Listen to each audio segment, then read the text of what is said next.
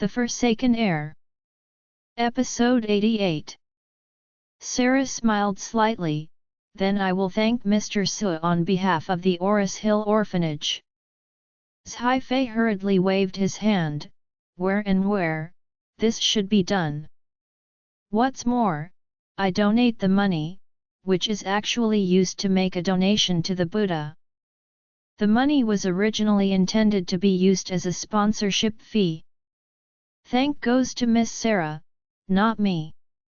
Sarah smiled for some reason and then said, Mr. Su, since the cooperation has been decided, let's wait for the actual progress in a few years.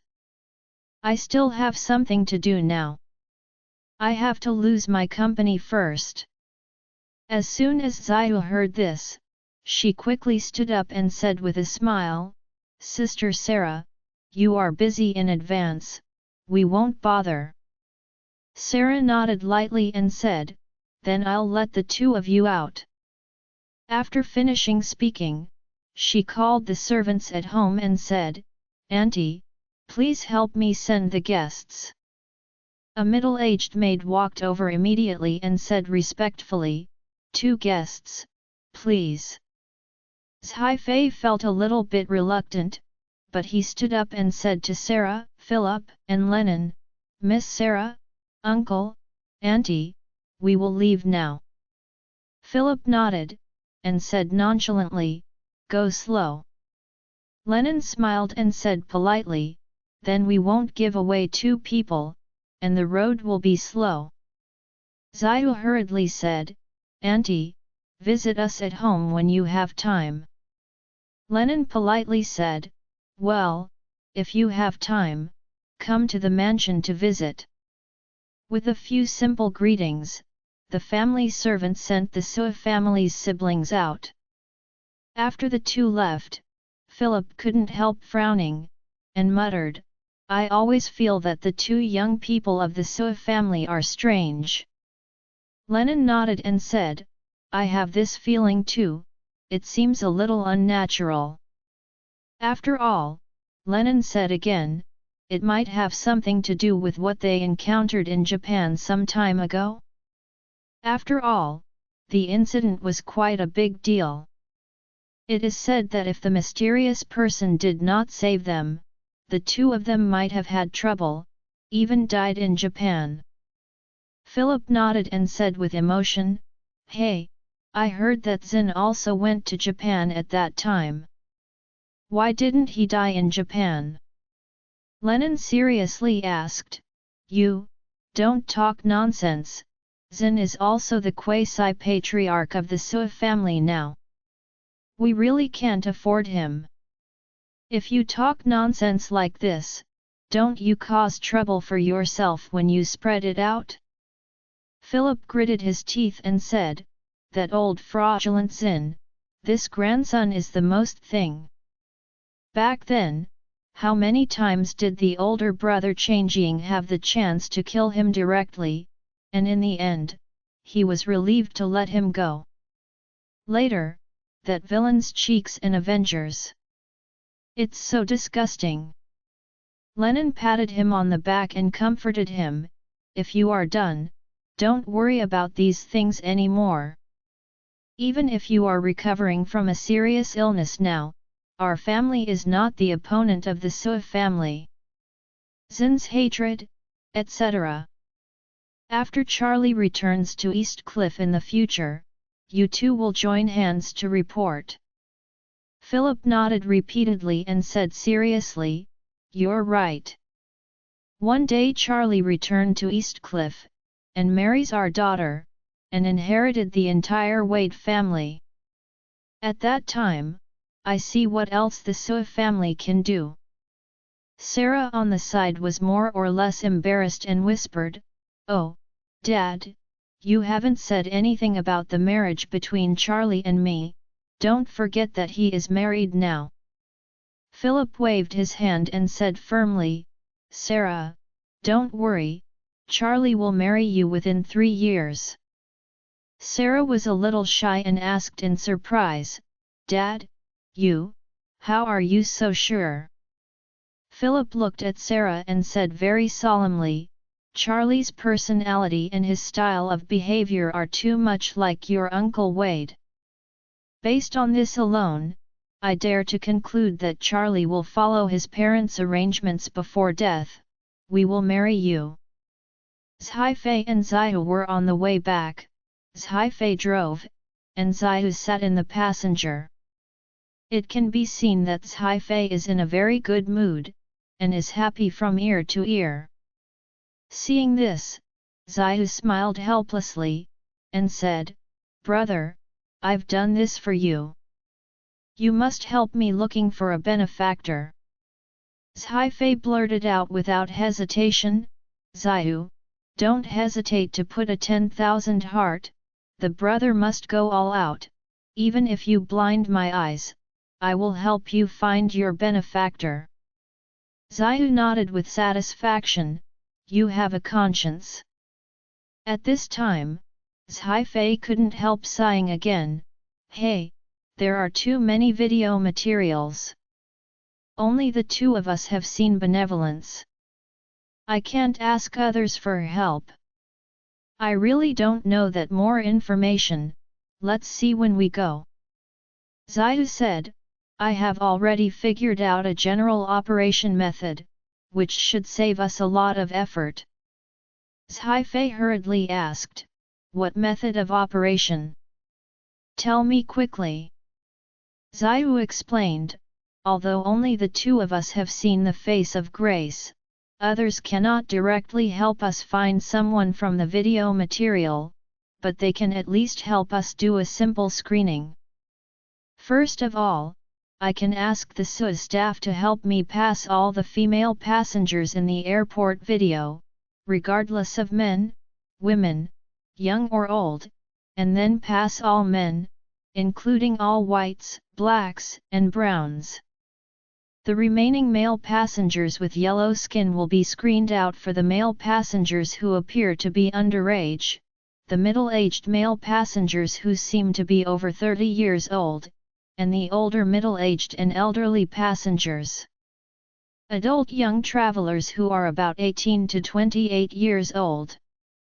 Then I ask them to crop all the frontal photos of eligible young male travelers in the video. In this case, we don't have to keep watching the video material forever, and hundreds of people can help us watch it.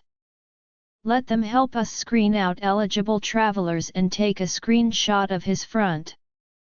We only need to look for Grace in all the clear photos from the screenshots." When Zhaifei heard this, he said excitedly, "Yes, you know. Your brains turn really fast. According to you, we don't have to watch the video. We just have to wait for others to watch the video. Cut out the picture, and then look for someone who looks like the benefactor from the picture." "Yes." Xiao nodded and said, "If we find that the young traveler on a screenshot looks like a good friend, then we will find the person who intercepted the picture and ask him to intercept it. The video will be picked directly. In this case, we can combine the video to make a clearer judgment whether this person is a good-natured man. If it is, then we can follow the video at the time to find out the entire trajectory at the airport, and we can naturally judge which flight he took and where he left Japan to the country A city, and then we can go directly to that city to find him." Zhaifei gave Xiao a thumbs up, and said sincerely, "Awesome. I believe that with this method, you should be able to find out the traces of Grace in a few days." At this moment, Charlie, who was far away in Oris Hill, didn't know that Xiao was one step closer to finding him. After he and his father-in-law gathered the gifts they received, according to the original plan, they drove to the largest supermarket nearby to purchase the goods for the new year. Because the new year is about to come, so many people come out to shop and purchase, and there are people and cars everywhere. Charlie had queued for more than half an hour after parking, and finally, he was lined up to a parking space. After Jacob and his son-in-law parked the car, they came to the supermarket and found that there were more people in the supermarket, almost people next to each other, and the whole supermarket was in an overloaded state. To make matters worse, because the Chinese New Year is about to come, many employees have already gone home on holiday. The passenger flow in the supermarket has doubled than usual, but the number of staff is less than usual. Therefore, all kinds of jobs in the supermarket staff are in a shortage. There is a shortage of salespersons, cleaners, and cashiers. Even the staff responsible for weighing are far from enough. You have to wait in line for 10 minutes to buy a la carte. Seeing so many people inside, Jacob was very frustrated and said, "Hey! I should go out early to buy so that I can lie at home and watch TV without having to come here to join in the fun." "Yes." Charlie smiled helplessly, and said, "I wanted to come yesterday, but Mom was hurt." Jacob hummed, "Don't mention that stinky woman, she is making trouble all day long." Having said that, Jacob couldn't help but sigh. "You said she caused so many things all day long, why didn't she break the law? If she accidentally touched the high-voltage line of the law and put her in jail for several years, then how great it would be." Charlie couldn't help being dumb, and smiled, "Dad, if Claire hears you, don't know how sad she should be." Jacob hurriedly said, "Hey, I'm just talking to you, don't tell Claire." Charlie nodded, "I know, don't worry." Jacob sighed and said, "Hey, let's not talk about her, let's quickly buy the ingredients for the New Year's Eve dinner." Charlie said, "Then let's start with the vegetable section." The first one to enter the supermarket has to buy vegetables because if you don't pay attention to this dish, the rest will be picked by others and what we get will not be fresh. As they talked, they came to the vegetable area. Although the vegetable area is large, the shelves are densely arranged, and the aisles left in the middle are relatively narrow, which makes it easy to be crowded with more people. Charlie and Jacob were pushing the shopping cart into it, and suddenly they heard someone yelling, "You dead old woman, are you blind? Didn't you see me mopping the floor? Don't you hurry away?" At this time, they heard a familiar voice again, and an old woman said in a solemn and aggrieved voice, "Gina, why are you always mopping the floor under my feet? Your mop has been dragged under my feet a dozen times back and forth." It was Mrs. Wilson who spoke. At this time, she is wearing a green vest for supermarket employees, holding a roll of breakpoint plastic bags for grocery shopping. And in front of her, stood a woman of 5 big and 3 thick, also wearing a green vest. This woman is Gina. At this moment, Gina was standing in front of her with a mop and deliberately poke her feet with the mop. Mrs. Wilson was almost knocked down by her several times, but she could only grab the edge of the shelf and begged bitterly, "Gina, all the previous mistakes were all my fault. Please look at my age. Don't have grudges with me." Gina glared at her and said contemptuously, "Now you know to beg for mercy? Were you not very arrogant before? Were you not very arrogant when you scolded me?" Mrs. Wilson dare not speak when she yelled. Gina continued to sneer and said, "I think of you as Mrs. Wilson riding in a luxury car and living in a villa. How moist your life is. I didn't expect that you old thing are just a donkey sh.t. It looks like 5 people. Actually, it's not as good as a piece of SHT. You despised me so much yesterday, don't you still have to work in the same supermarket as me? The noise of the two immediately attracted Jacob's attention. He looked at his mother and was speechless in surprise. After a while, he asked Charlie, "Good son-in-law, is that my mother? Am I wrong?" Charlie smiled slightly, "Dad, you are right, it is indeed her." Jacob exclaimed, How does she wear the staff vest? Did she come here to work?" Charlie nodded, "It looks like this." Jacob said in surprise, "This is not right. Didn't Regner inject capital into the Wilson family? He also bought them a first-grade Thompson villa. It stands to reason that their family should be living well now." Jacob didn't know what happened in the past 2 days. He didn't even know that Elaine was kidnapped by his own elder brother and nephew, not to mention that Regner had already given up a considerable part of his family assets and became a dog under Orville. Therefore, it is naturally not clear that the situation of Mrs. Wilson and her family has changed drastically in these 2 days.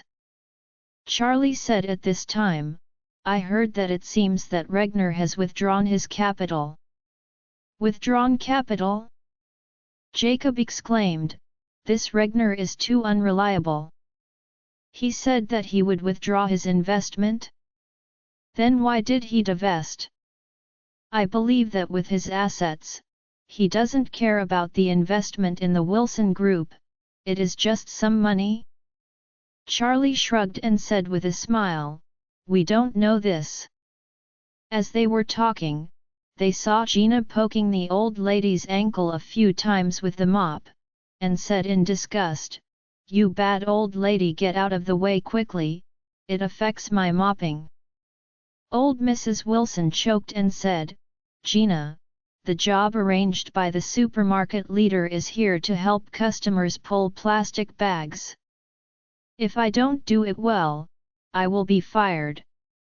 I beg you, don't have trouble with me." Gina snorted coldly, "I originally respected you very much, but you should know what you did this yourself.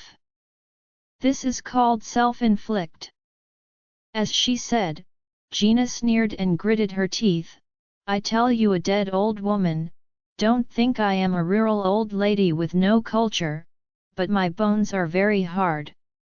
And I especially don't like those who look down on me. It doesn't matter if you beat me, but you shouldn't insult me." After finishing speaking, she put away the mop, and when she passed by Mrs. Wilson, she deliberately bumped her and slammed her into the shelf next to her, making her grin in pain. However, after Gina hit her, she didn't continue to pester her, and took the mop to other places to mop the floor. The old lady Wilson stood still. The more she thought about it, the more she was wronged. She thought to herself with grief and anger in her heart, "I have been in the Wilson family for so many years, when have I been bullied like this? It is really unreasonable. What's even more unacceptable is that I am so old now that I have to come out to do this kind of undignified temporary worker. For these years, I have been in Wilson's house, but I haven't even washed a teacup myself. Now, I have to pull plastic bags for various customers in the supermarket to save their time. But, what else can I do if I don't do it? I don't do it, I don't even have a chance to fill my stomach. I work here as a part-time worker, and at least get a pay of 100 yuan a day, and I can manage a meal at noon. If I don't do it, neither Horiyan nor Gina will give me a bite of food. Will I starve to death by then?" Thinking of this, Mrs. Wilson felt so aggrieved that she stood by the shelf, sobbing. Seeing this, Jacob felt a little bit unbearable in his heart, and said to Charlie, "Charlie, I think your grandma is really pitiful too. She will definitely come to work in such a place as a last resort." Charlie asked him, "Dad, do you have any plans?" Charlie didn't know what Jacob's mood was at this time, but saw that he was somewhat unbearable, so he thought he might want to help the old lady. At this time, he saw Jacob and said, seeing his mother living such a life and doing such a job with his own eyes, he, as a son, must be very sad, and it is not easy to stand by. Speaking of this, Jacob suddenly changed his conversation, covered his eyes, and said, "But, I didn't see anything. It was an illusion just now." After speaking, he quickly turned around and said to Charlie, "Good son-in-law, let's go buy some fish, shrimp, meat, and eggs first. As for the vegetables, we should buy them from a supermarket, what do you think?" Charlie didn't know what he meant, and immediately said with a smile, "Yes, Dad, I think the same as you. The food in this supermarket is really not very fresh. See if there are any larger Boston lobsters, and if so, buy a few homes." Jacob smiled, pointed his finger at Charlie, and exclaimed, "You still know me. Come, let's buy lobster." Although Jacob felt more or less sympathetic to his mother's experience, however, he is not a fool. He had already seen clearly the face of the old lady for so many years. When he dared to go out with family, there was really no kindness at all, and even less thought of blood. When she pitied his daughter Claire, the start was just as cruel. Later, the Wilson family failed. In order to be able to live in his Thompson first-class villa, she also deliberately did a lot of disgusting things. Jacob was tired of these faces. Therefore, he also hopes that reality can teach Mrs. Wilson a profound lesson. Before Mrs. Wilson repented completely, he did not intend to give her any help. Jacob and his son-in-law bought a lot of things, but they didn't go back to the vegetable area to purchase. After a cart full of various ingredients, the two went to the cashier with the cart to check out. In the cash register area at this time, a long line was lined up in front of every cash register. Charlie and Jacob lined up for more than 20 minutes before they finally reached one of the cash registers. Seeing that it was his turn to check out, Jacob hurriedly walked to the shopping cart and said to Charlie, "Good son-in-law, you will scan the code with the cashier at the back, and I will put the bag in front." Charlie nodded. Jacob walked into the cashier aisle first, and before Charlie picked up the goods, he said to the cashier, "Come on, 4 plastic bags, the largest one." The cashier nodded and said, 5 cents a big bag. After speaking, he lowered his head and took out 4 large plastic bags from the drawer beside him and handed them to Jacob. Jacob took the plastic bag, looked up subconsciously, and immediately exclaimed, "Oh, sister-in-law! Why are you here? Hey! It's you!" In front of the cashier, Horia, who was wearing a supermarket employee's vest, looked at Jacob and was equally shocked. She never dreamed that when she was forced to be helpless, run out to work as a temporary worker, and become a cashier, she would run into Jacob. Look at the young man who went out of the shopping cart on the other side. Isn't he the trash son-in-law of the Wilson family, Charlie? When Horia saw that Charlie took out a thick plastic bag containing several top-quality large lobsters, she thought sourly in her heart, I've been hungry for a day and night, and I have stood here hungry all morning. I haven't waited for lunch at the supermarket. They've done it, and they bought a big bag of lobsters of this size. The two families who also live in Thompson, how can the difference in living standards be so big? Charlie also saw Horia at this time. Seeing her wearing a supermarket green vest, he suddenly felt a little funny. What he thought of was when Horia was doing coolies in the Black Coal Kill.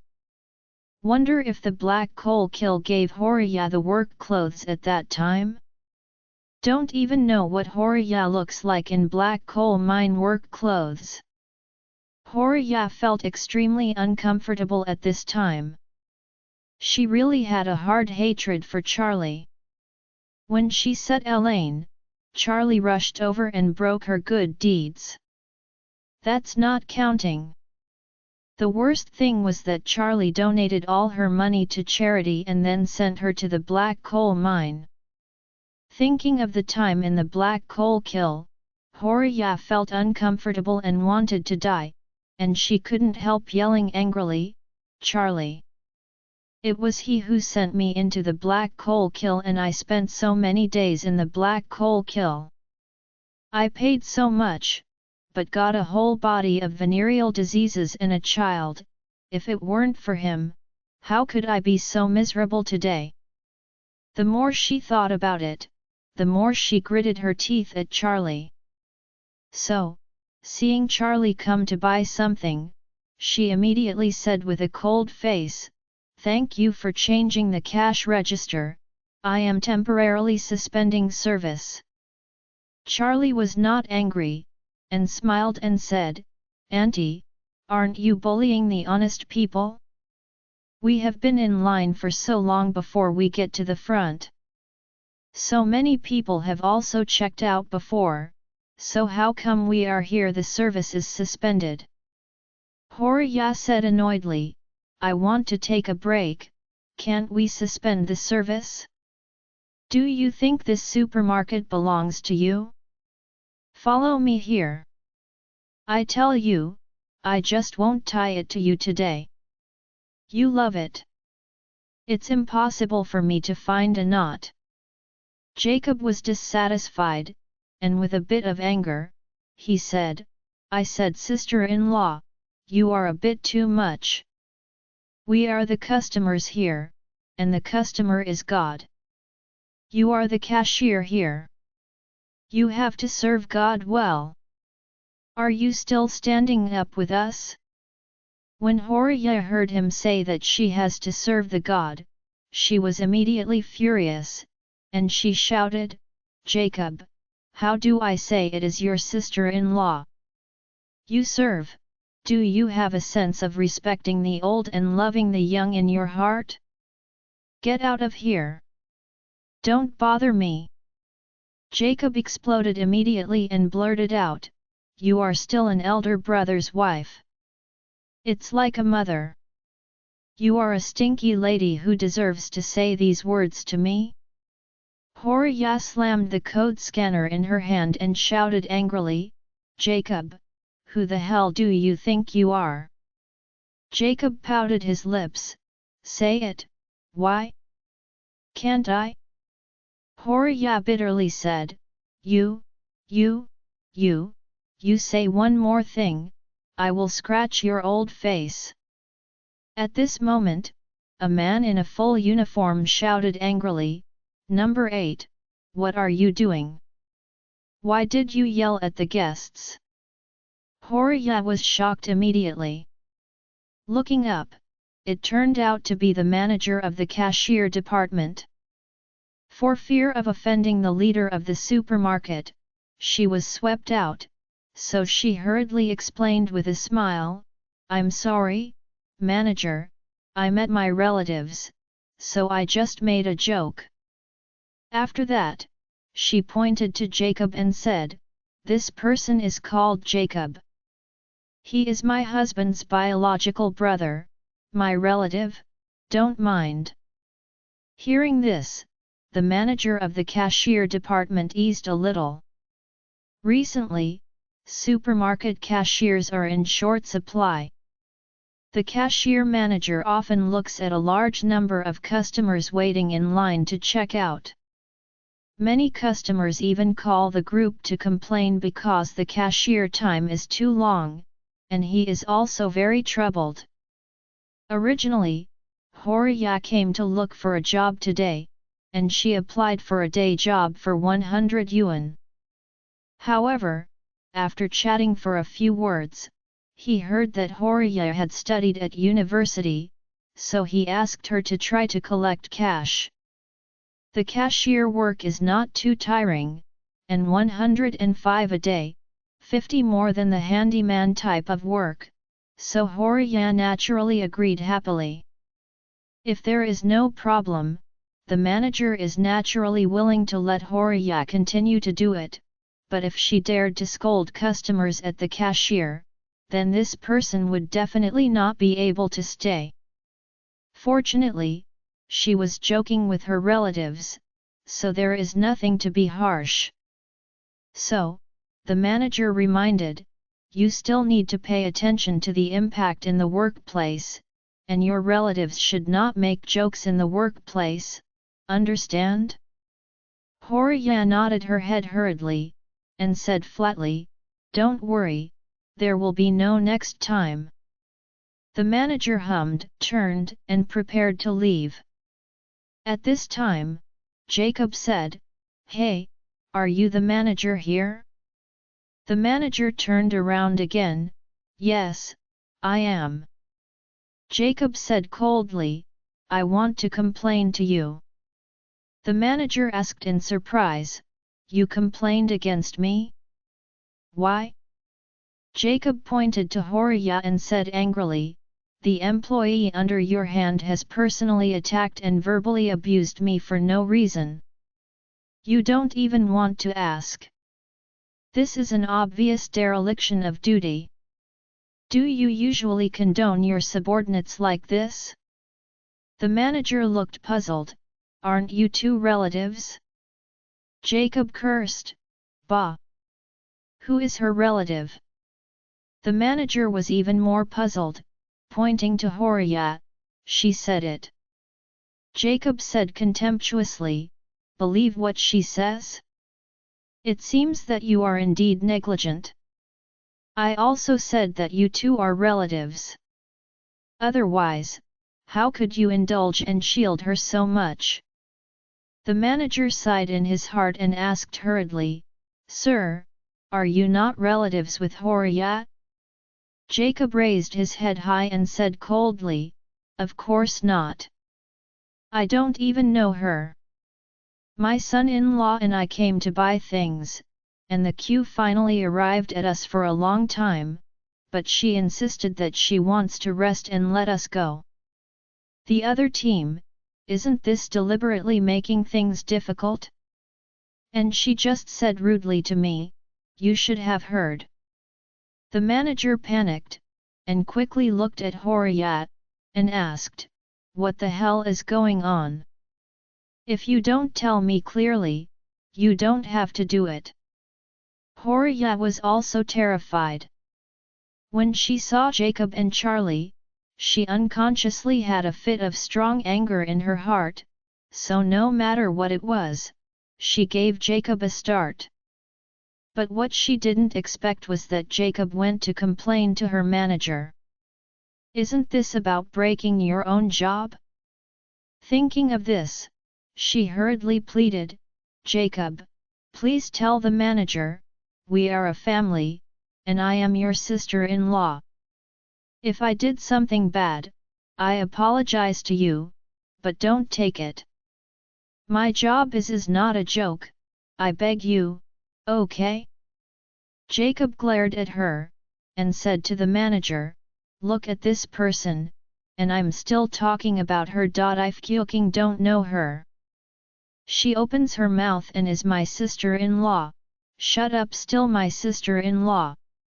You can bear it instead of me. I can't stand it.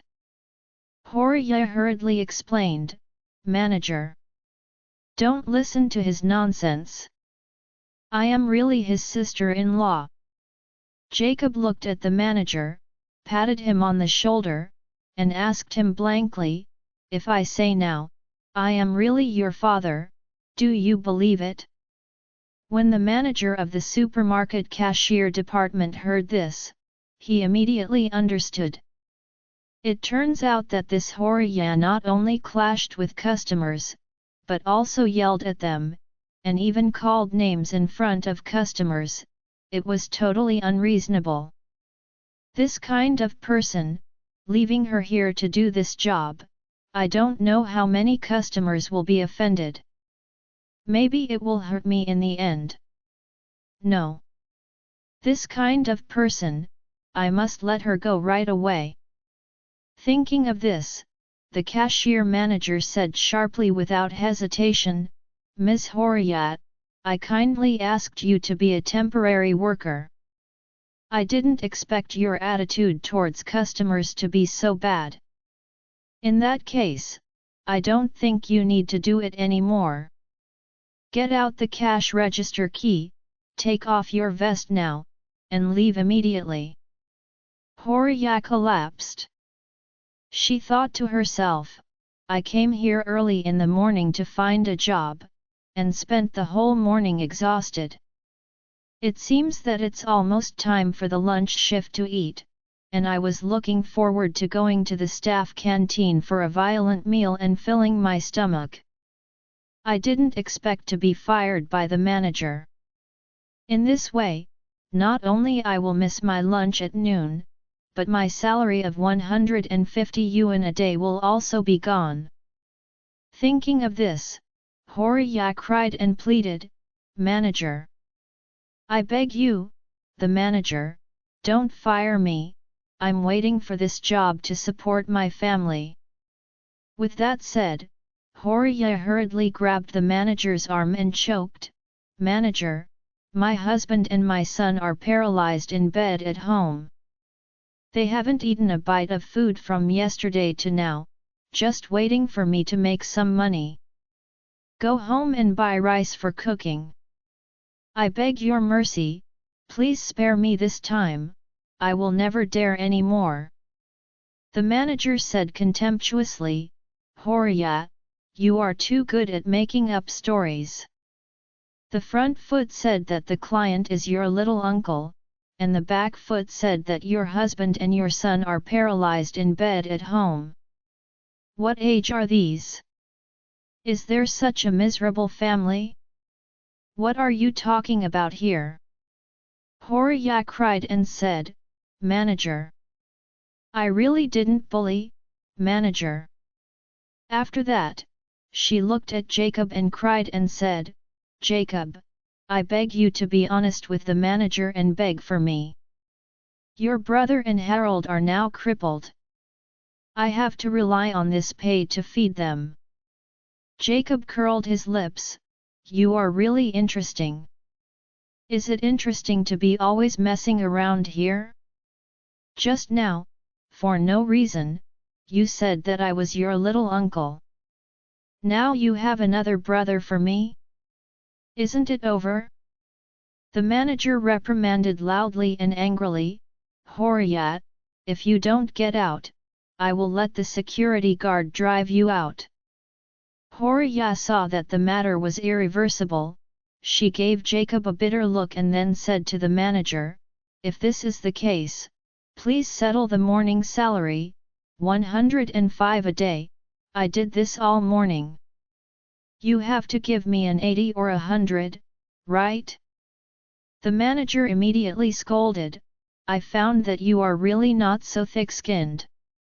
You have to do the job like this, and you still have the face to ask me for money? Get out! Get out!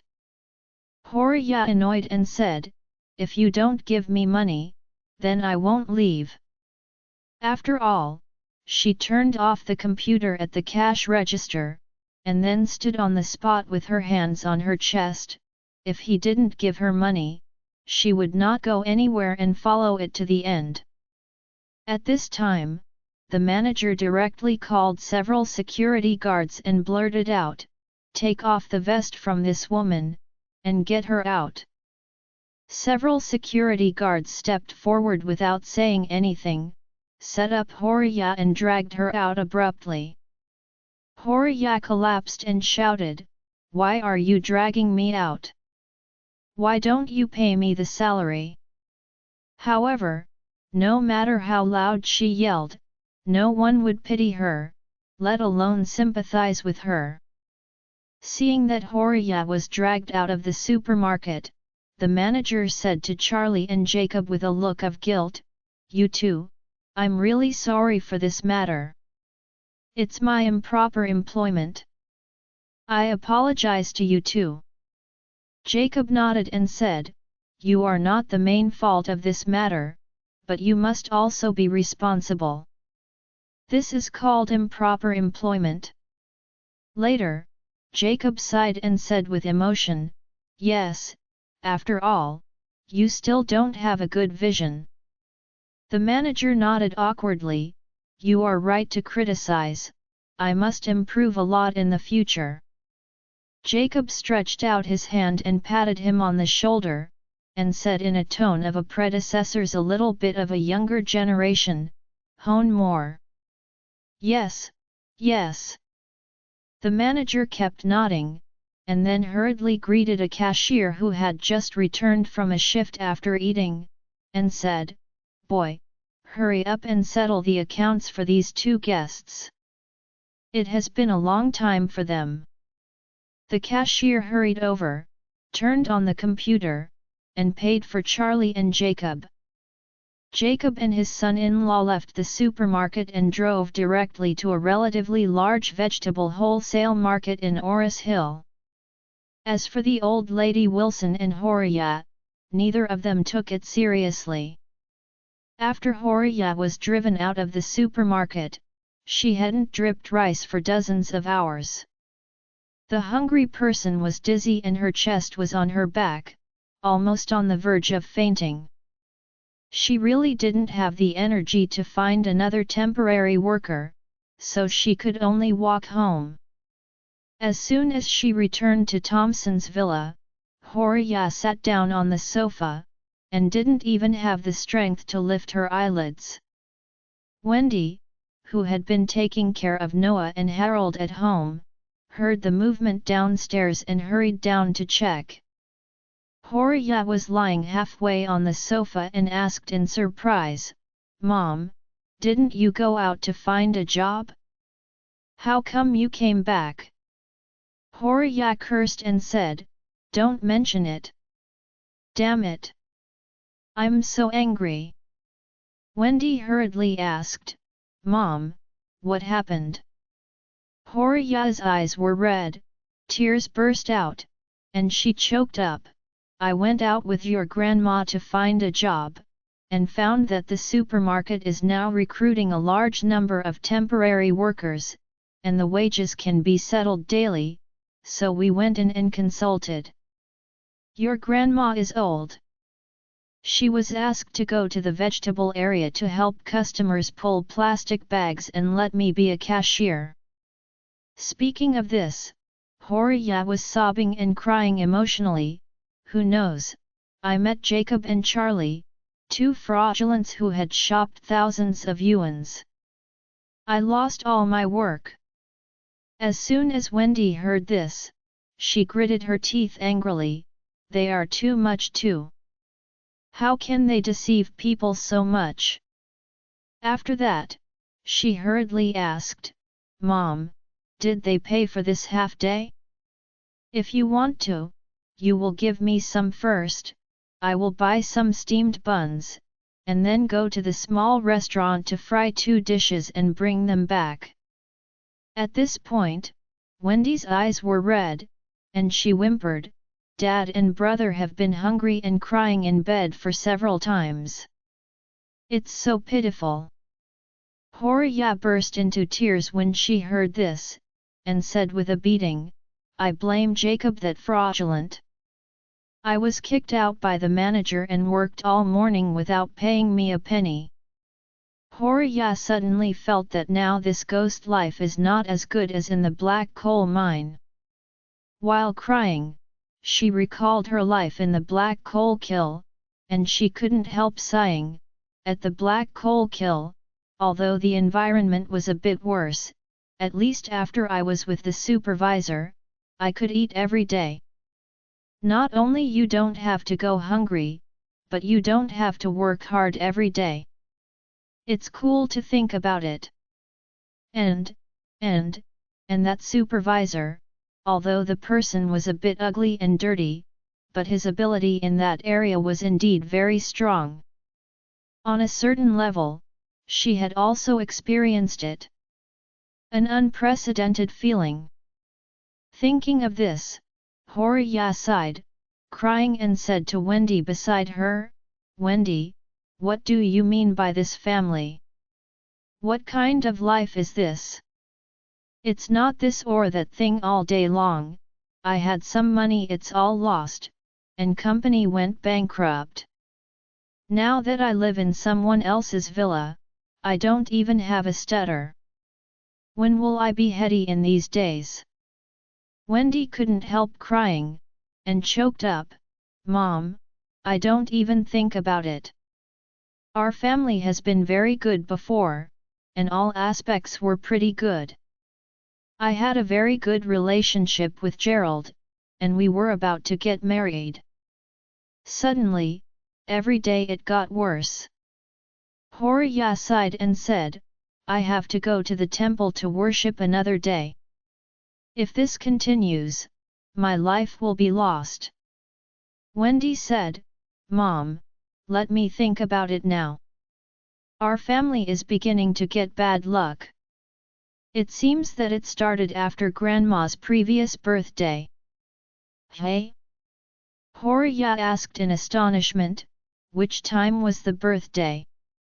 Wendy said, "Just last time, last birthday banquet, Gerald gave Grandma a Hessian jade Buddha, Wendell who pursued Claire, and sent Grandma a jade amulet." Horia nodded, "I remember that Wendell Jones's jade amulet is worth a lot of money. It is said to be worth 3 or 4 million. Speaking of this, Horia lamented regretfully, "What a pity.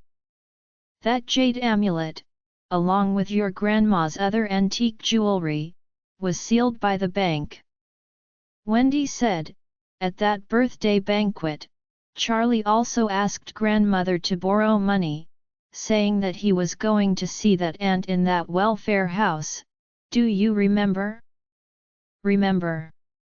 Horia gritted her teeth and cursed, "Charlie's stinky hanging silk, borrowing money at the birthday banquet, really brave.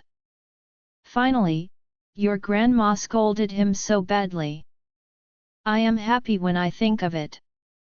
Wendy said, "I don't want to say this, I want to say, I always feel that since that night, our family has started to be unlucky." "Really?" Horia frowned and asked her, "What was the first unfortunate thing?" Wendy hurriedly said, "The first thing is the day after the birthday banquet. I went to the Emgrand Group with Gerald and wanted to send invitations to the vice-chairman of Emgrand Group, Doris. By the way, I also climbed up the relationship, and ended up in the Emgrand Group. I ran into Charlie." "Charlie?" Horia asked, "Why did Charlie go there?" Wendy said, "Charlie said at the time that he was applying for a job in the Emgrand Group, and then Gerald and I mocked him, and then something strange happened." "What?" Wendy said, "I went upstairs with Gerald to meet Doris Young, but she did not see us, and asked people to say that Emgrand Group would not cooperate with our low-quality garbage. Then Gerald was beaten by Emgrand security guards. After that," Wendy said again, "after that, the Emgrand Group terminated the cooperation with Gerald and his family. Gerald's father and uncle were very angry. Since then, he gradually became estranged from me. Then his uncle Solomon didn't know what was going on, he walked very close to Charlie, and he gave Charlie the big villa next door.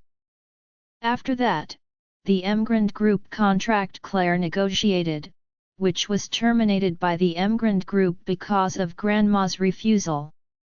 Since then, our family has started to go downhill. Wendell Jones pursued Claire, chasing after her. His family went bankrupt, and he disappeared from the world for no reason. Gao Junwei of the Gao family also pursued Claire, but disappeared with his dad Gao Jianjun. The Gao family is still offering a huge reward to find their whereabouts.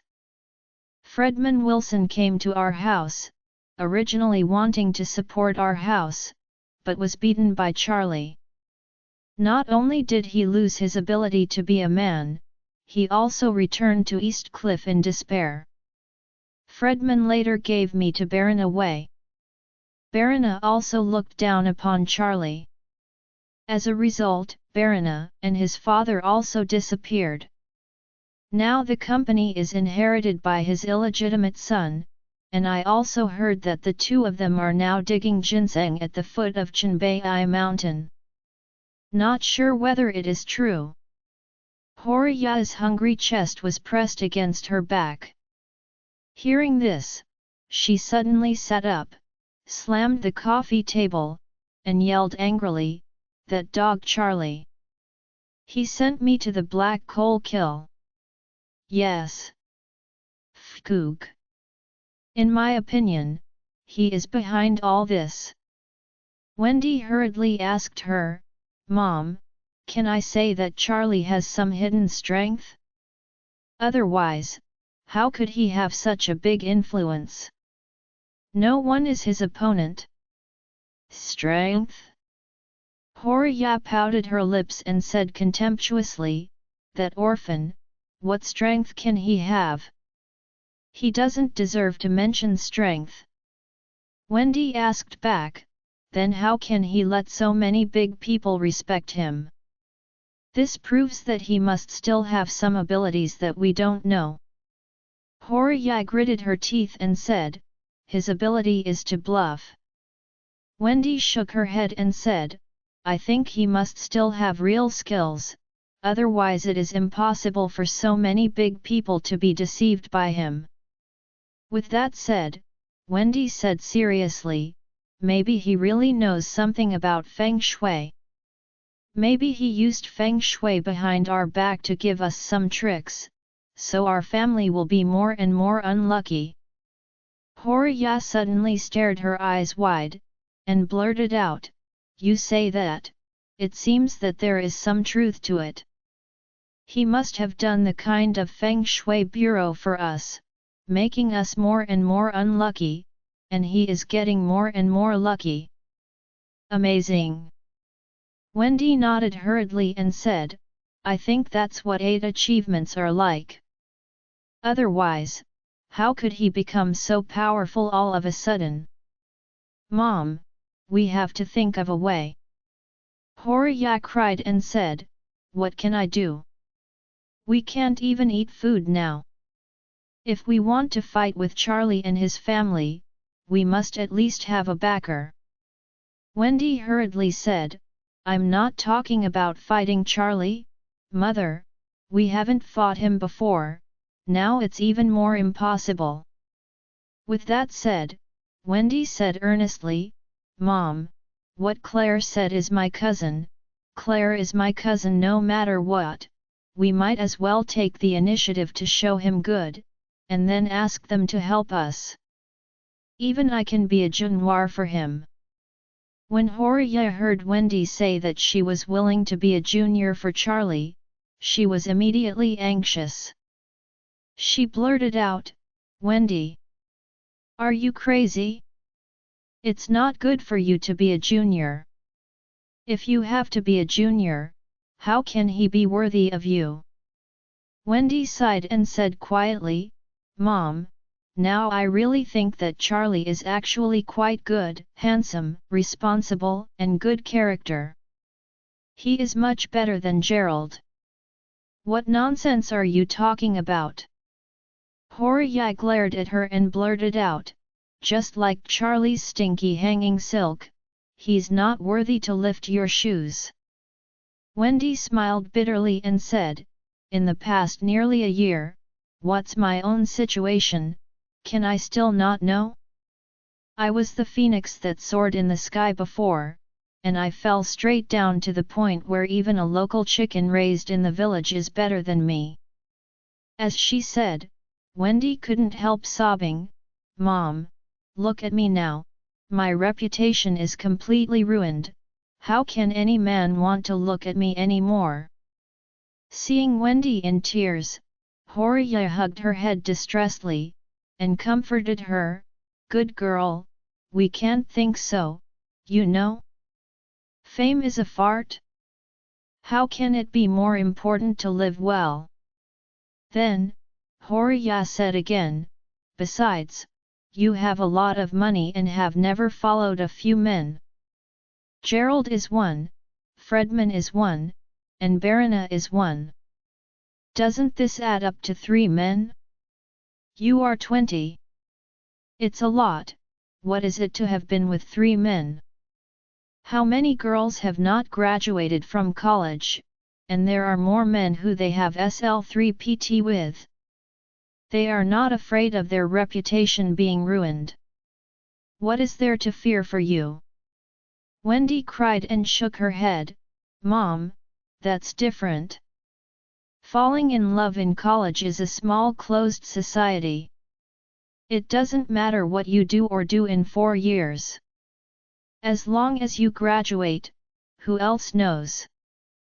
But I am different. When I was with Gerald, who didn't know about it in the Oris Hill? Later with Fredman, everyone in the city knows it too. Since then, my reputation has been bad. Everyone knows that I had a man who is older than my dad. Who can look down on me? Not to mention that I was later used as a commodity by Fredman and sent directly to Barina. This matter is even more known to Oris Hill." Horia was full of pain and choked up, "My dear girl, I don't blame you for this, Mother, and your father and your grandma. If we didn't see our eyes open, we could not push you into the fire pit." After that, she raised her hand and slapped herself, and said angrily, "Mom is sorry. Mom is not human." Wendy hurriedly grabbed her hand and cried and said, "Mom, I don't blame you for this. I also volunteered, I couldn't resist the temptation of money, and wanted to sacrifice myself in exchange for the glory of wealth. It has nothing to do with you, don't beat yourself like that." Horia cried and sighed, "What kind of evil do you think I have done? How can a good life be like this?" Wendy nodded to the side and said, "I can no longer bear the days like this. To be honest, as long as I can live a stable life now, let alone Charlie as a junior.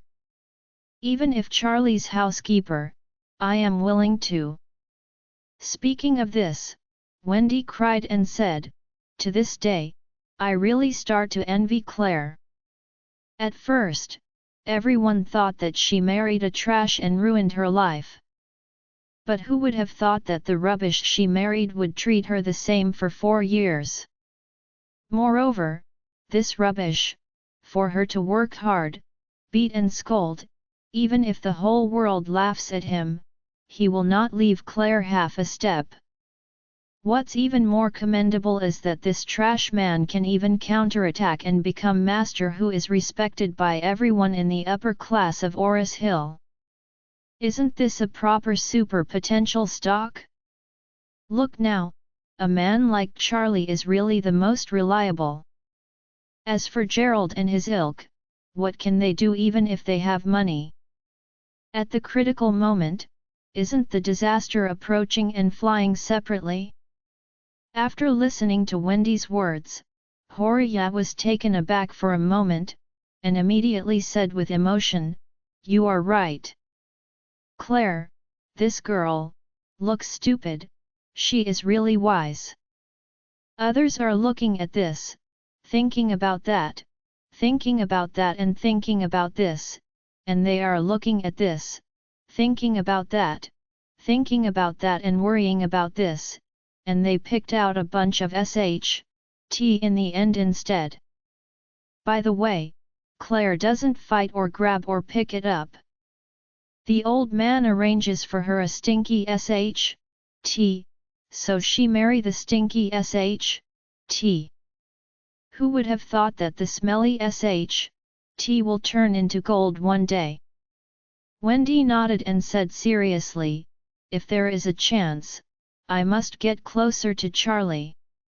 Even if he doesn't look down on me, it is good to give our family more or less help.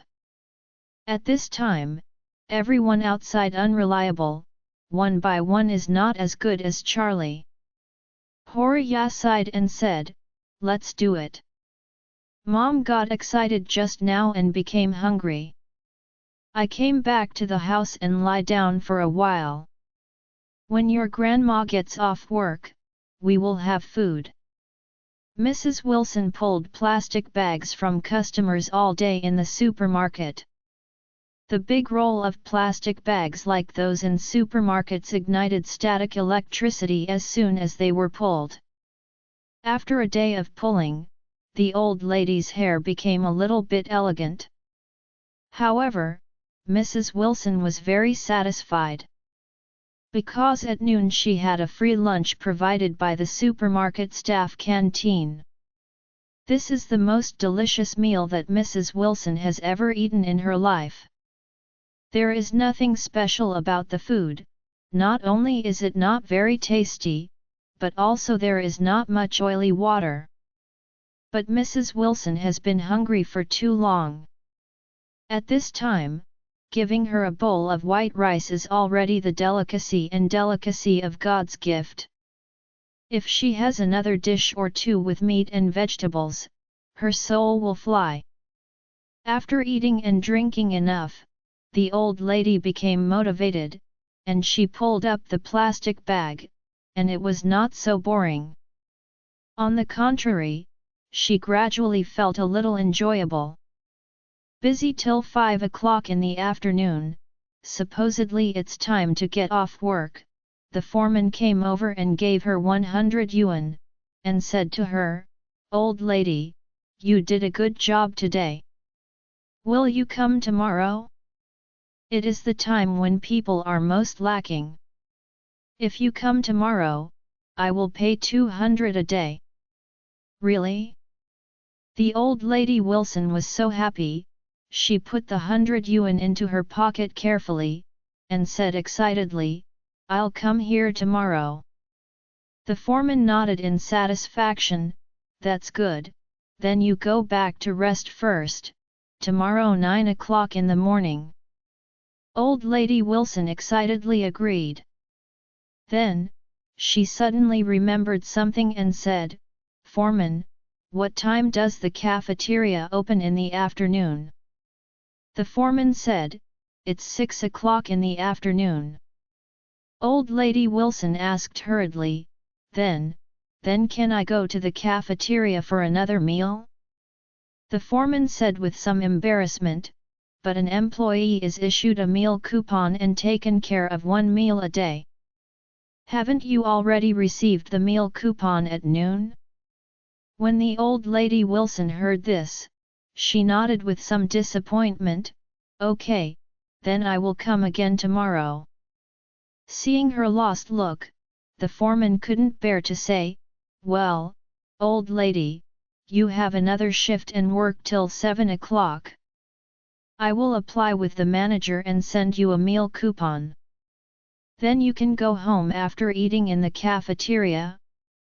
When Mrs. Wilson heard this, she was very excited and thought to herself, "If I pull the plastic bag for 2 more hours, I can eat another meal. Then of course, I agree." So she said with great excitement, "Sure, foreman. Thank you very much." Mrs. Wilson had never been so happy to shake her whole body for a meal.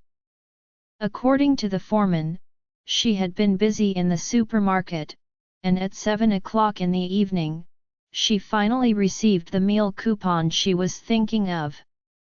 Although she had already had a full meal at noon, Mrs. Wilson still looked like a hungry dog that had been confined for 3 days with this meal in the dining hall. She had a big belly and couldn't stand up. She couldn't eat any more. She rested on the canteen seat for half an hour before she stood up reluctantly with her hands on the table. After eating and drinking, the whole person has energy. Mrs. Wilson wiped her mouth with the back of her hand, and touched her belly with the palm of her hand, feeling satisfied with herself. Unexpectedly, eating after this labor is so delicious. Today I had enough to eat. Immediately, she checked the time and realized that it was already past 8 o'clock, so she planned to go home quickly. Although she has always been selfish, after experiencing all the hardships and difficulties during this period, she has more or less cared about her children and grandchildren. Thinking of her son and grandson still lying in bed waiting to be fed, Mrs. Wilson hurried to the cafeteria window and asked the staff member who was about to leave work, "Excuse me, do you still need these leftovers, steamed buns, and rice?" The other person looked at her and said helplessly, "Isn't it, old lady, you have eaten 3 people's meal alone, and you haven't eaten enough." Mrs. Wilson wiped her mouth in embarrassment and said with a grin, "Hey, I'm full and the children in the family are still hungry. Do you know, they haven't eaten anything for almost 2 days and nights." The other party asked in surprise, "Really? When is there still someone who can't eat?" Mrs. Wilson had a hot face and said embarrassedly, "Hey, something happened to my family during this period of time. The eldest daughter-in-law in the family has breast cancer. It is found to be at an advanced stage. The ball is about to die. My eldest son spent all the money at home in order to treat her illness." With that said, Mrs. Wilson suddenly felt very refreshed in her heart. It's really cool. She had long seen Horia not pleasing to her eyes. If Regner hadn't stopped her, then she herself would have wanted to beat Horia to death. Especially recently, Horia has disobeyed her in various ways and even forced her to work. She has long hated her for this in her heart. Therefore, in front of others, fabricating the rumor that Horia was dying of breast cancer made her feel the pleasure of revenge. When the staff in the cafeteria heard this, they suddenly exclaimed, "Hey!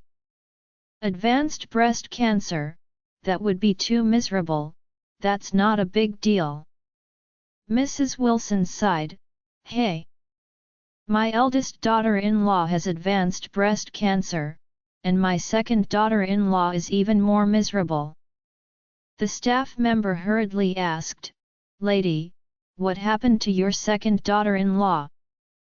Mrs. Wilson said with regret, "Second daughter-in-law has uremia and lives on dialysis all day long. However, on the way to the hospital for dialysis some time ago, she was hit by a car, and her limbs are amputated under her ALS."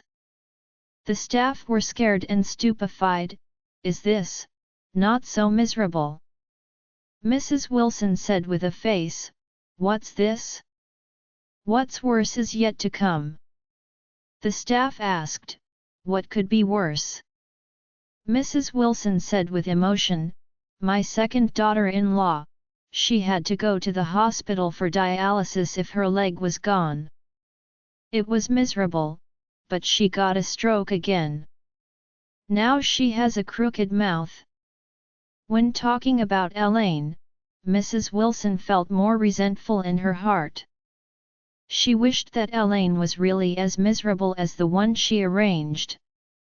She even hopes that the more miserable she is, the better. However, the staff did not know that she was just talking about it. The staff felt that normal people, who would curse their family members out of nothing. So what the old lady said must be the truth. So she said with great sympathy, "No wonder you at this age still come out to work. It's really not easy for you to have things like this one after another at home."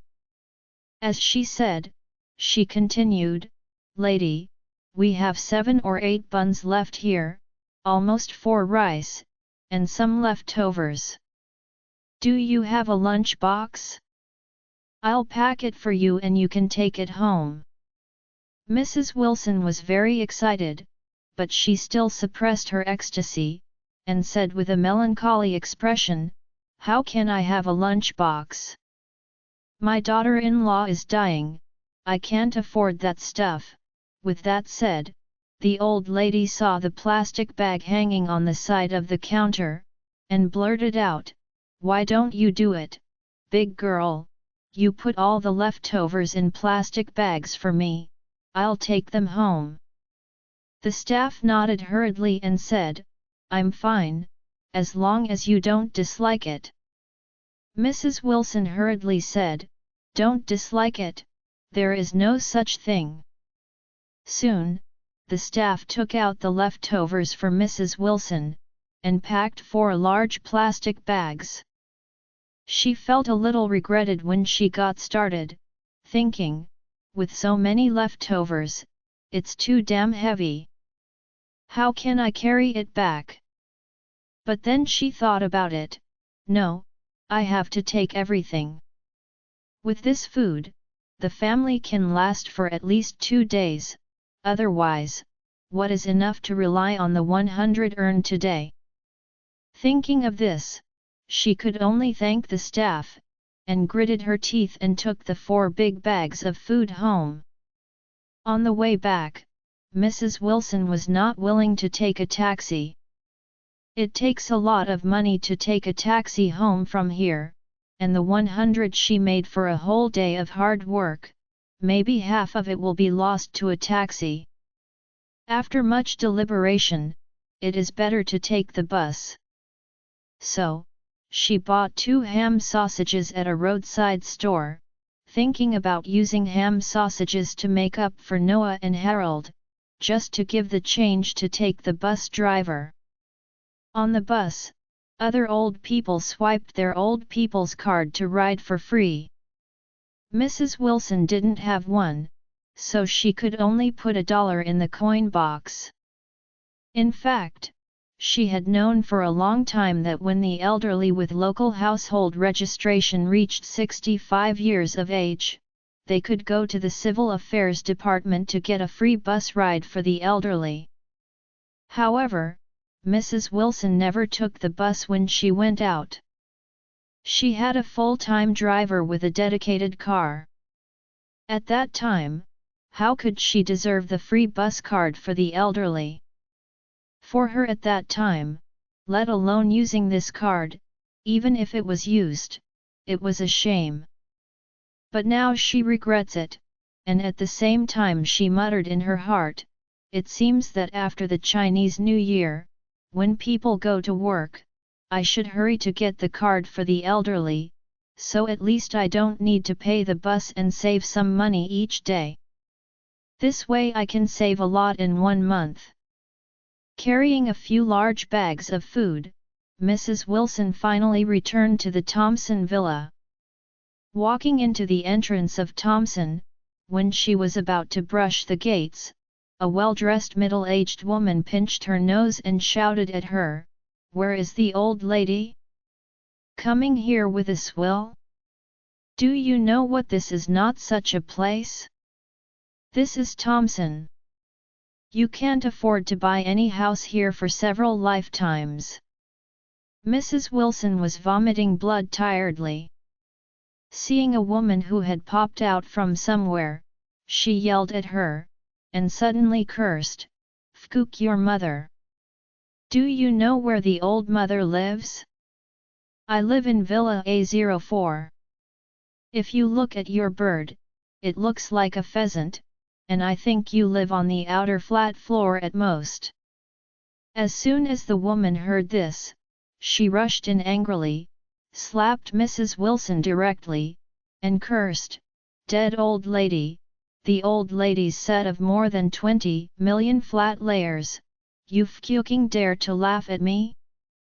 You are so poor, and you dare to say that you live in a villa, you deserve it too." Mrs. Wilson never expected that after a hard day's work, she would not even be willing to hit a car when she came back, and finally reached the door of her house. She was slapped in the face by an unknown woman. The woman smoked her, and scolded her, eyes cracking, "Bad old lady, you ate damn pig food, and came to Thompson to pretend to be a good one. Really have a problem with your brain." After finishing speaking, she immediately shouted to the security guard not far away, "Hey, come here, are you blind? I spent more than 20 million to buy a house in your place. Do you serve distinguished owners like this? The bad old women who are inferior to pigs and dogs like this come in, who will protect the mood and interests of the owner." The security is also very nervous. Mrs. Wilson looked somewhat haggard, with a tired face. She didn't look like an old lady from a wealthy family. Moreover, she was carrying 4 large plastic bags in her hand, which were filled with steamed buns and rice, as well as the horrible vegetable soup, which was even more inconsistent with the characteristics of the owners of Thompson. So, he hurriedly said to the old lady, "I'm sorry, old lady, we are a private residence here, and we can't get away with other people. Please leave as soon as possible." Mrs. Wilson trembled angrily. Even if she is not the owner of Thompson, at least she is also a tenant of Thompson. And it is the tenant of Thompson's top villa. Why should she be beaten and driven out? The angrily Mrs. Wilson immediately took out the card, shaking her hand a few times, and said angrily, "Keep your dog eyes open and show me clearly, this is the access control card for the gate of Thompson first grade." The security guard and the female owner were immediately stunned. The access control card of Thompson is very elegant, and there is a unique logo on the card. One of them is the owner and the other works here, so they are familiar with this card. When they saw this card, they both had a question in their hearts: is this bad old lady really the owner of a Thompson villa? The middle-aged woman opened the mouth and said, "Just take out a card, who knows if it is true or not, so dare you to try it." Mrs. Wilson said angrily, "Okay. You wait. I'll show it to you." After that, she immediately swiped the induction area stuck on the gate.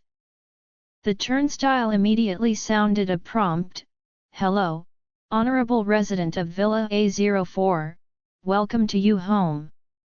In Thompson, residents are divided into 2 categories. The first category is the owner, that is, the property owner clearly recorded on the property certificate of the property. The other category is households. However, residents should not be underestimated. After all, most of the households are the immediate family members of the owners, and the less frequent ones are also due to relatives. For example, Warnia, as the current head of the Song family, is well known in Oris Hill. If she buys a villa here, she is the owner, and her grandfather, other elders and siblings are the residents. Although the occupants are not the owners, because they are very close to the owners, it is not something ordinary people can afford. When the middle-aged woman saw that Mrs. Wilson had successfully swiped her card, and she was really a resident of Villa A04, she paled with fright. Although she has a wealth of tens of millions, she is only a middle class in Oris Hill. A series of villas, each set at a price of 100 million to tens of millions, is simply impossible for her to afford. Therefore, she is also very clear in her heart that anyone who can live in a series of villas must have much more energy than herself. Thinking that she had just slapped the old lady, the woman was already scared to pee. At this moment, she thought anxiously in her heart, "It's over, it's over. This is really a disaster.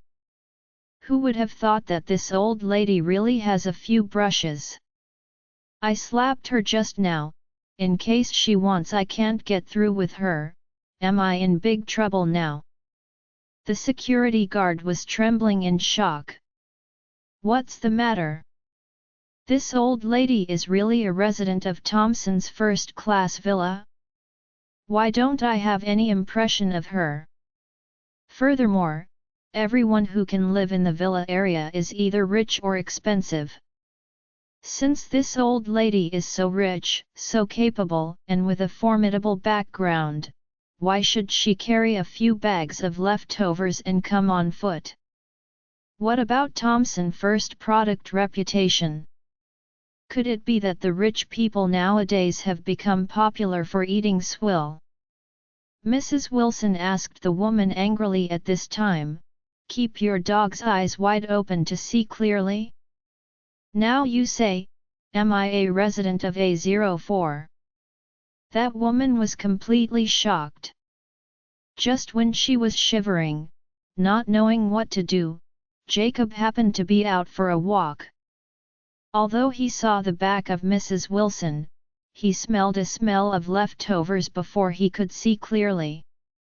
He pinched his nose, planning to go around a little bit. As soon as he walked to the gate, he swiped his card, and the intelligent voice prompt, "Hello, honorable resident of Villa A05, welcome to your home." The gate opened at the sound. As soon as she heard that it was A05, Mrs. Wilson looked at it and recognized him at a glance, and hurriedly shouted, "Jacob! Jacob!" Jacob turned his head and realized that it was his own mother. He said in embarrassment, "Mom, what are you doing here?" Jacob's mother almost made the woman pee her pants in fright. She was flustered in her heart, "Dead, dead, so dead today. What is the origin of this old lady? She lives in Villa A04, and her son lives in Villa A05.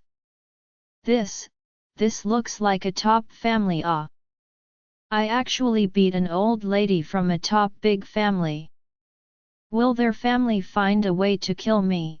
At this time, Mrs. Wilson pointed at the woman in front of her, and said angrily to Jacob, "Jacob! This girl beat me. You quickly help me teach her a lesson." Jacob felt a little embarrassed. So he whispered to himself, "First of all, my mother makes trouble all day long. I don't know if others beat her. Even if she beat her, she might be the first to cause trouble. Secondly, she treats me so badly. I won't help her out. The people who live in Thompson's first-class residence are either rich or powerful. If I really provoke someone with a reputation, wouldn't I make trouble?" Thinking of this, he said to Mrs. Wilson, "Mom, you should call the police for this kind of thing. Besides, you can't take any scissors for New Year's Eve. How can you fight with others, don't you know?" Mrs. Wilson covered her chest angrily, and was about to give him a moral kidnapping. Jacob had already spoken, "Well, Mom, you call the police first. If the police can't solve it, you call me again, just say that, okay? After finishing speaking, without waiting for the old lady's response, he said, Mom, there is something at home, I'll go now. The voice is down, and he just left. He didn't want to be entangled by the old lady, let alone have anything to do with the old lady. After all, tomorrow is New Year's Eve. At this time, what he wants most is to spend the new year with his family steadily. Nothing else matters. Seeing Jacob running away, Mrs. Wilson was angry to death. She shouted in grief and angrily, "How can there be such a child? It doesn't matter if his own mother is beaten. Is this still a human? It's just a beast." But what she didn't know was that the woman on the opposite side was almost shocked. She didn't know any rift in the relationship between Jacob and Mrs. Wilson, but she knew that the two were in a mother-child relationship. She thought with horror in her heart, this old woman and the man are obviously mothers and sons, but they don't live in the same villa. Instead, they bought two of the best villas to live next to each other, one set A04 and one A05. What kind of damn family is this? How much money does the family have to take advantage of? How much energy must be behind it? When she thought of this, she regretted the trouble she had just made to find the old lady. So, she nervously hurriedly apologized in a low voice, "Lady, I'm so sorry, I really didn't expect you to be a resident of the villa area, I blamed myself for just now, please don't be like me." Mrs. Wilson scolded angrily, "You slapped me, and then you're done by saying sorry." The woman hurriedly asked again, "Then how do you want to solve it, or tell me how can I calm you down? Why don't you slap me? No matter how many times you slap me, I won't fight back." Mrs. Wilson gritted her teeth, and at that time she wished to rush over and smack the woman's face. However, she thought carefully, although I smoked her to relieve my hatred, it has no practical effect. Instead of this, it is better to ruin her for some money. Thinking of this, Mrs. Wilson said coldly, "You scolded me and slapped me in the face. You have to give me a little compensation for everything, right?" The woman nodded without hesitation, "You are right. I am willing to actively compensate. You can say the number, how much is it? I will pay you." Mrs. Wilson originally wanted to bid 10,000. But after thinking for a moment, she felt that calling 10,000 was not appropriate. The current Mrs. Wilson is no longer the old lady like Lafayette before.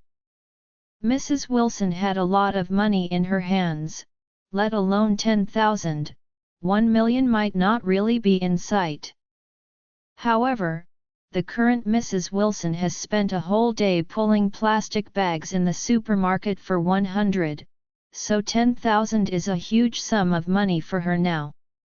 So, the old lady thought to herself, after all, she just slapped me. If I ask her for 10,000, what if she gets angry and calls me an extortionist? Isn't it going to take me back to the detention center? In these days, it is not easy to make money. I am exhausted all day working, and only earn 100 a day. It would be a bargain to get 100 for a slap. Wouldn't it be called extortion? Thinking of this, Mrs. Wilson said sharply, "I'm so old, you slap me, the problem can be big or small, but I have always been generous. You give 100, this matter is even a flip." 100. The woman's eyes almost fell to the ground. She originally thought that since this old lady could afford to live in Villa A04, there must be some awesome people at home, and if she beat her today, it was really a mess. Therefore, even if Mrs. Wilson asked her for 180,000, she also decided to agree without hesitation, and then transfer the funds as quickly as possible to settle the matter. Unexpectedly, when the old lady spoke, it only cost 100. She was so happy that she nodded and said, "No problem, no problem. I'll get you the money." As she said, she took out her wallet, took out 100 in cash, and handed it to Mrs. Wilson, then pointed to the security guard and said, "Lady, we have a witness here. You just set it to 100, and I have given you the money now. You can't trouble me anymore." Mrs. Wilson was very happy when she held this 100 bill. She thought to herself, this makes 100 for a slap, which is more cost-effective than working hard for a day.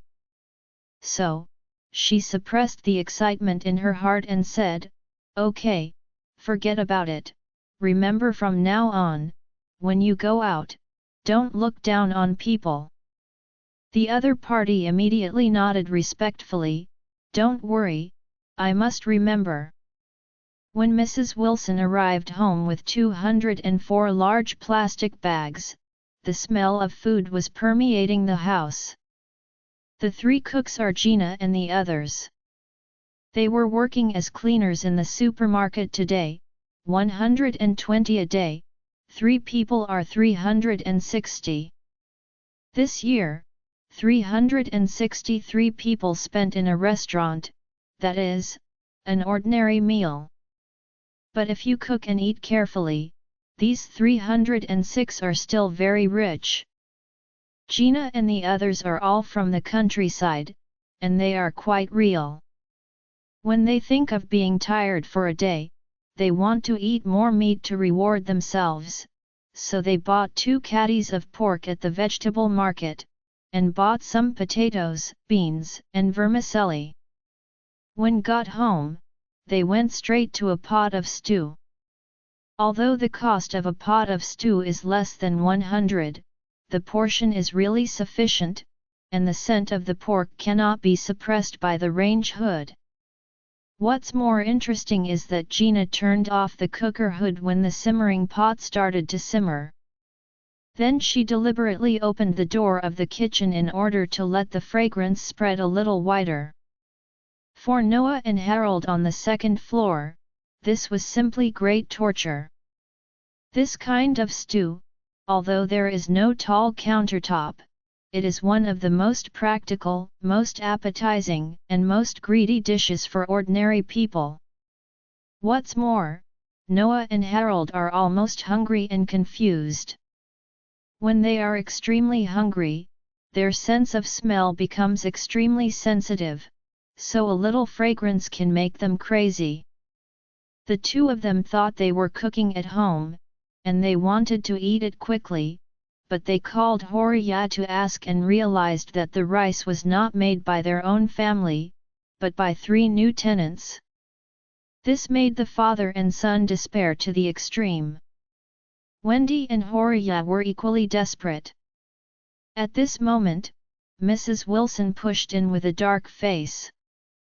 As soon as she entered the door, she cursed and said, "The 3 old women in the countryside are so presumptuous.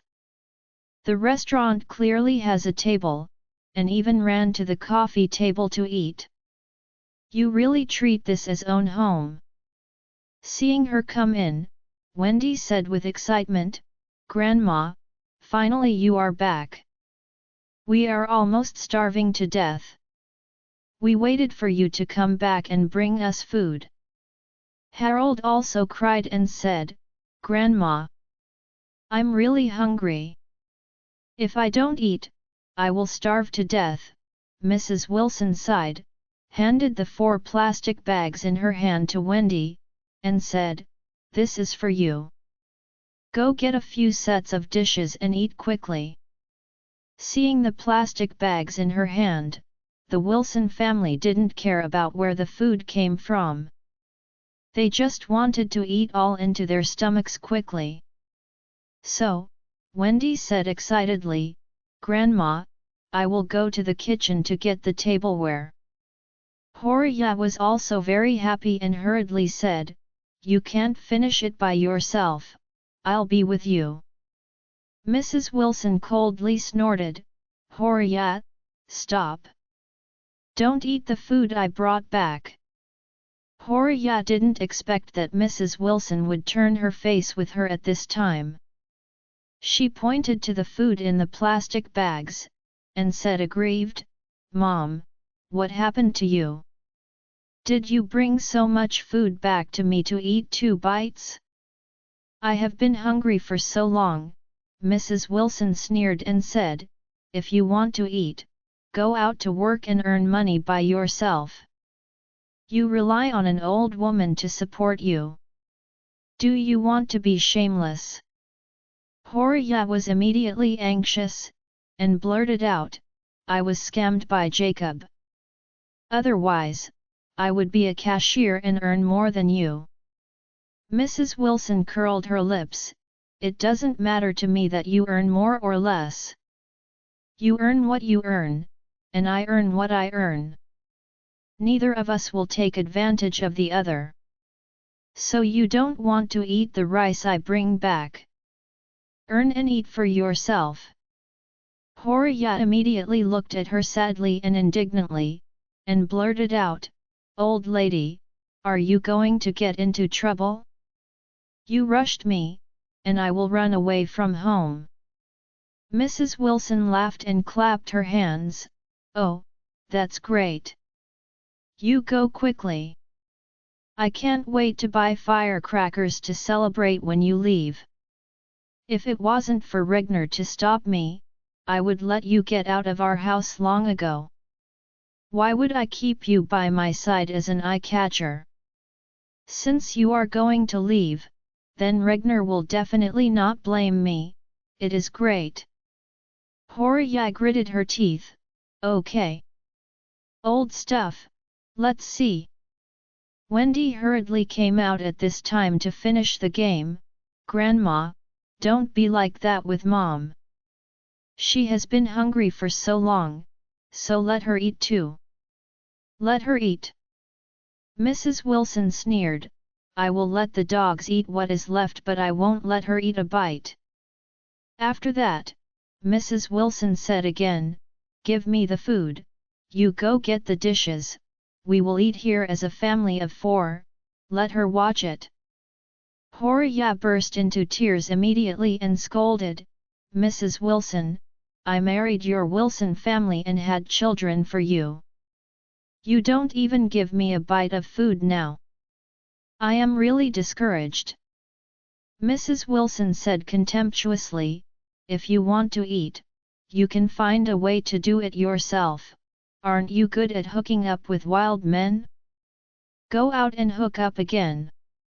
Maybe you can still make a big money on the list." "You?" Horia was immediately ashamed and angry. The old lady always likes to insult her about her work in the black coal mine, but she can't find any powerful way to refute her. So, she could only stomp her feet in resentment, and gritted her teeth and said, "From today onwards, I, Horia and your Wilson family, will be cut in 2 ways." After that, she slammed the door and went out and returned to her room. Noah had no feelings for Horia for a long time, so he didn't say a word at this time, and he also hoped that she would disappear quickly. But Harold beside him was somewhat unbearable. Although Horia has done some humiliating things, but in the final analysis, she is his mother. Seeing that his mother was about to be forced to run away from home, Harold naturally couldn't bear it, so he said to Mrs. Wilson, "Grandma, it's not easy for Mom, please forgive her this time." Mrs. Wilson said coldly, "If anyone talks about this woman, get out of this house with her, I don't care." Harold was already starving to stare at Venus, so if anything conflicted with eating, he would definitely choose the latter. So he immediately closed his mouth with interest, and said no more. Wendy quickly brought some tableware up, and together with Mrs. Wilson, poured the leftovers into the container. Wendy dipped the vegetable soup in 2 or 3 bites and finished a steamed bun, and then stuffed another steamed bun in the same way into the stomach. Mrs. Wilson had a full stomach, so she took the dishes and fed Noah and Harold, who were lying on the bed. The father and son, like the newly hatched chicks in the nest, opened their mouths and waited to be fed. The moment they finally had the meal, the father and son couldn't help but burst into tears. Seeing the appearance of the two of them, Mrs. Wilson felt a little distressed in her heart, so she said with blushing eyes, "Tomorrow Mom will go to work for another day, buy some noodles and some meat in the evening, and we will make dumplings for a family of 4. Noah cried and asked, "Mom, can we eat meat dumplings tomorrow?"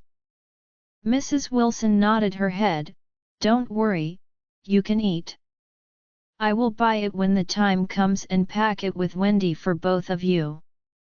Noah said with a dry eye, "Mom, when I get better, I will go out to work, even if I go to a construction site to carry cement, I will do everything possible to make money to subsidize the family, and say nothing to let you go out when you are so old running around." Harold also said vaguely, "Grandma, I will also go then." Mrs. Wilson nodded and said, "You two will take care of your injuries. When you are well, I will count on you to give me the end of the care." When the 4 of the Wilson family finally had a full meal, Horia cried dry in her room. In the midst of hunger and cold, she not only despaired of the Wilson family, but also made a decision in her heart to leave. She does not intend to stay in this home, nor does she intend to stay in Oris Hill. She wants to go back to her natal home. Although her mother's family has little money, and another brother followed her parents to nibble the old, at least her mother's family can take care of her food, so that she won't be so devastated. However, her family is a little far away. It takes at least 5 or 6 hours to take a hard-seat train, and the train ticket costs more than 100. The entanglement of going back has become Horiya's biggest problem. After thinking about it, she decided to think of a solution from Mrs. Wilson. This night, Mrs. Wilson slept very securely because of all day's physical work. In the wee hours of the morning, Horiya sneaked into her room and found out 200 from her pocket. Of the 200, 100 is the old lady's salary, and the other 100, which the old lady received in exchange for a slap in the face. Seeing these 2 bills, Horiya was very excited. Although 200 is not much, it is enough to have breakfast after dawn, and then take the train back to parents' house for New Year's Eve. So she put the money into her pocket almost without thinking, then packed a few pieces of clothes and personal belongings, and before dawn, she left the Thompson with a suitcase.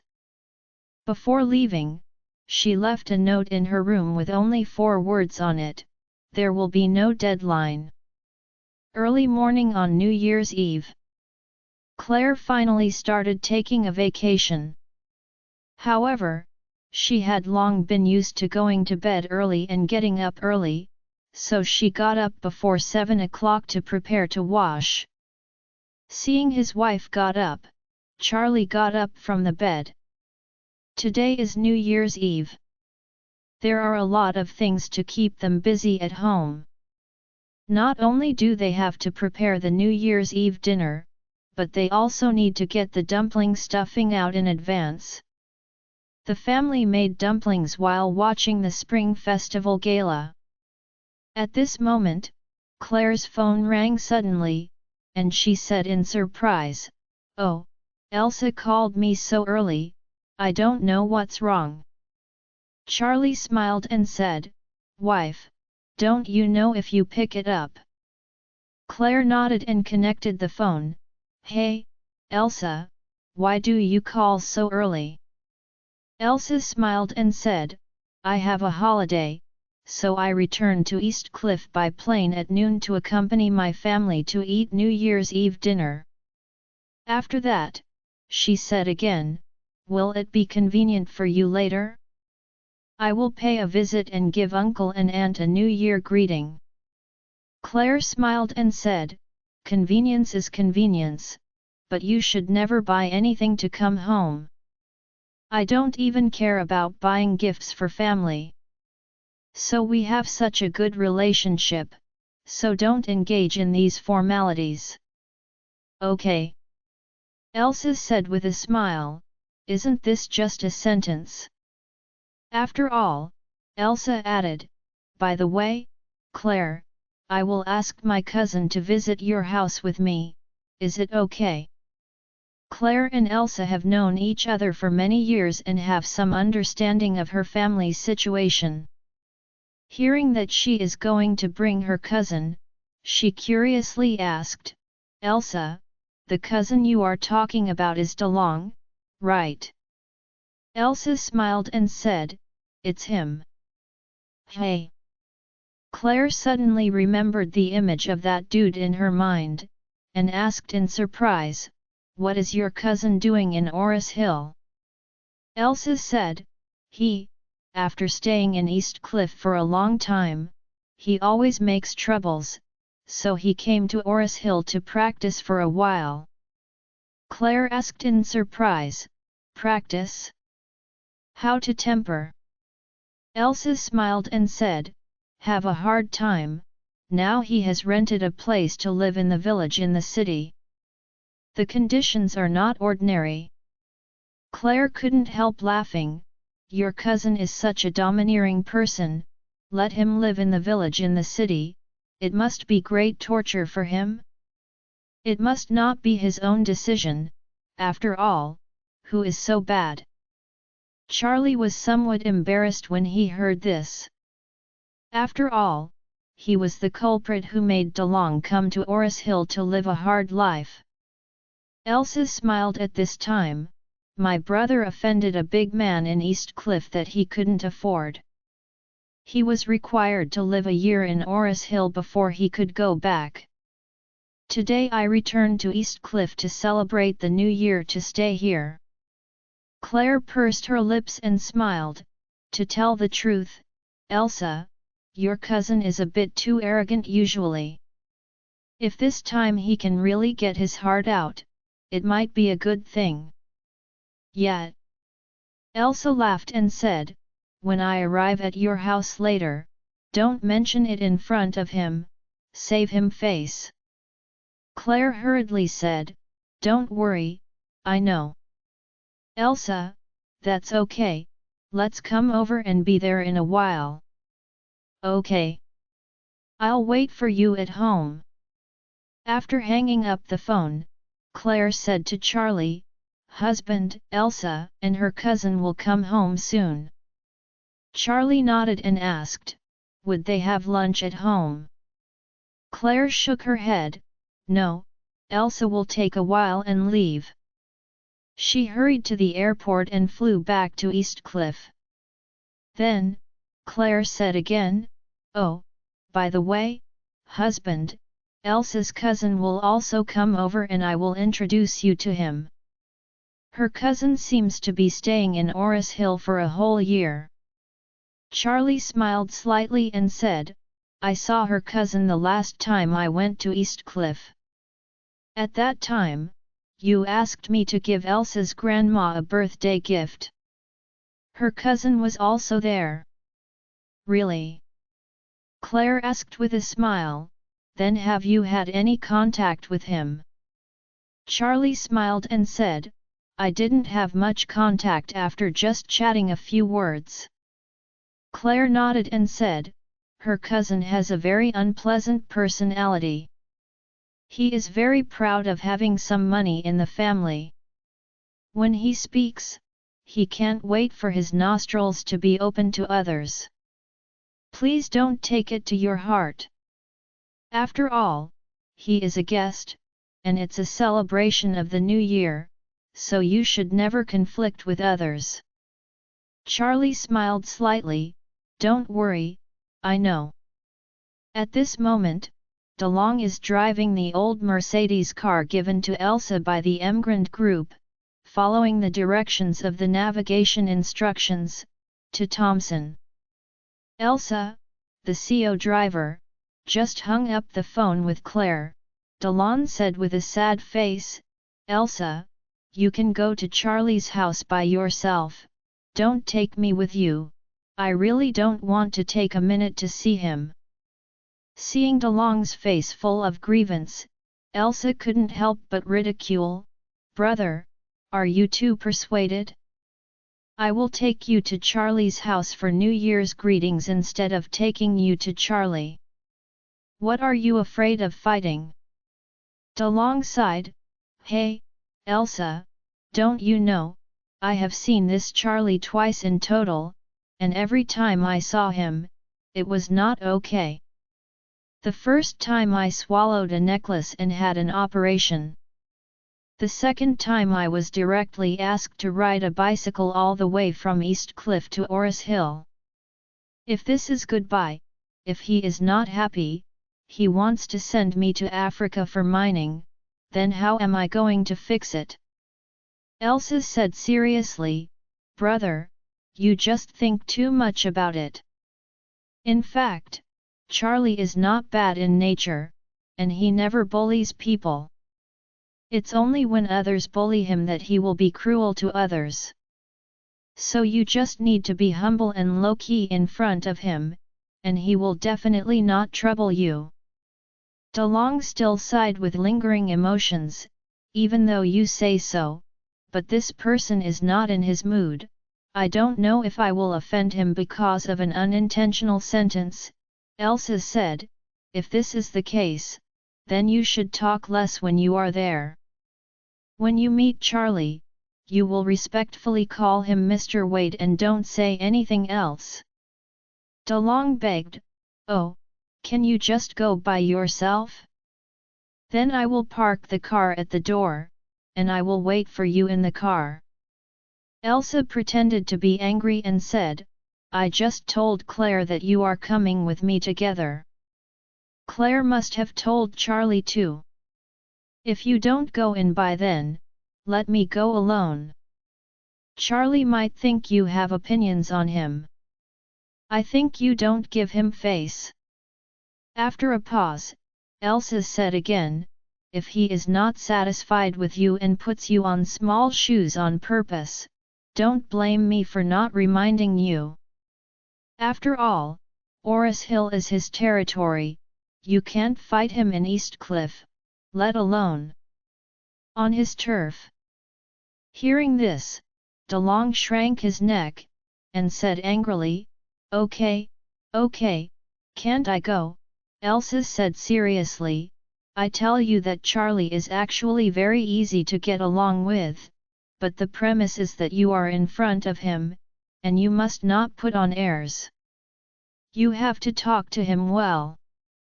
He must be polite to you. If you are acting with him, then you are done.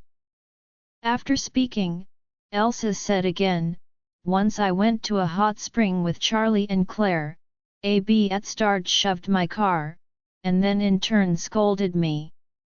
He was very arrogant. You know what happened afterward? DeLong shook his head, what? Elsa said, Charlie asked his men to come over and engraved 2 words on that person's forehead with a knife. DeLong was dumbfounded in fright, use a knife to engrave on the forehead? Is this too cruel? Elsa said, You didn't see the virtue of that guy. If you see him, you will understand that it is not cruel to engrave on his forehead. De Long hurriedly asked, then can you tell me what words Charlie engraved on his forehead? Elsa said, that guy likes to scold others for being poor, so Charlie asked people to engrave these 2 words on his forehead. Fkook, De Long was scared out of his forehead sweat. He even had a feeling as if those 2 words were engraved on his forehead. He couldn't help but sigh, this Charlie, what is the difference from the devil? It's simply not as good as a beast. Elsa immediately turned her face and blurted out, I don't allow you to speak ill of Charlie. Ah! De Long was stunned, and said aggrieved, Elsa, I am your brother. Why do you turn your elbow out? Elsa snorted coldly, Charlie is the great hero in my mind. If I compare him with you, an unlearned dude, then I will definitely turn my elbow at you. De Long's face was crying, Elsa, do you like Charlie? Join our Facebook and WhatsApp group for more updates, link is given in description. Rest audiobook will be continued in next episode.